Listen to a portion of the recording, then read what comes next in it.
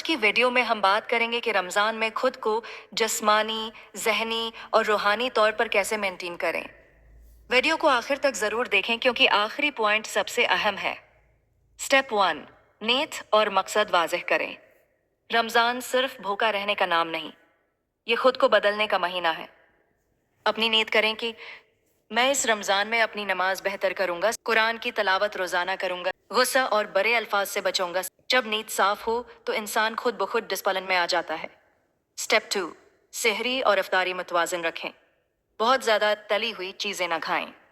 افطاری میں over eating نہ کریں۔ سحری میں انڈا، دہی، دلیا، پانی زیادہ پئیں۔ کھجور ضرور شامل کریں۔ افطاری میں کھجور اور پانی سے روزہ کھولیں۔ پھل اور ہلکی غذا لیں۔ زیادہ چکنائی آپ کو سست بنا دیتی ہے اور عبادت میں دل نہیں لگتا۔ سٹیپ 3، پانی کی کمی نہ ہونے دیں۔ افطار سے سحری تک کم از کم 8 گلاس پانی پینے کی کوشش کریں۔ کیفین والی چیزیں کم کریں کیونکہ وہ جسم کو ڈی ہائیڈریٹ کرتی ہیں۔ سٹیپ 4، نماز اور عبادات کا شیڈول بنائیں۔ 5 نماز وقت پر پڑھیں۔ روزانہ تھوڑا قرآن ضرور پڑھیں۔ تہجد کی عادت ڈالنے کی کوشش کریں۔ تراویح باقاعدگی سے ادا کریں۔ رمضان میں روحانی طاقت بڑھتی ہے، اسے ضائع نہ کریں۔ سٹیپ 5، غصہ اور زبان پر کنٹرول۔ رمضان میں سب سے زیادہ ٹیسٹ زبان اور غصے کا ہوتا ہے۔ اگر کوئی آپ سے بدتمیزی کرے تو بس اتنا کہہ دیں، میں روزے سے ہوں۔ یہ مہینہ صبر سکھاتا ہے۔